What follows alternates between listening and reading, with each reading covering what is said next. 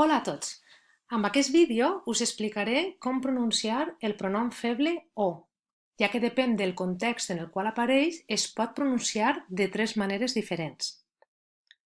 El pronom feble o sona així, o, quan va darrere d'un verb que acaba en consonant o bé d'un verb que acaba en semivocal, és a dir, en diftong.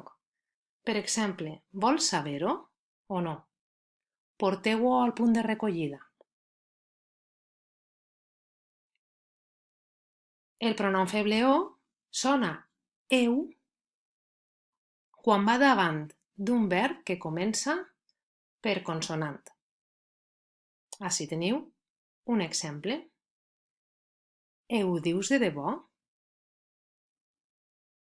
I per últim, aquest pronom feble sona com una semivocal u quan va o bé davant o bé darrere d'una altra vocal, és a dir, en contacte amb una vocal. Per exemple, li ho va dir molt enfadada. Conta-ho bé, ho admet. Bé, espero que aquest vídeo us hagi servit i us hagi aclarit un poquet les coses. Adeu!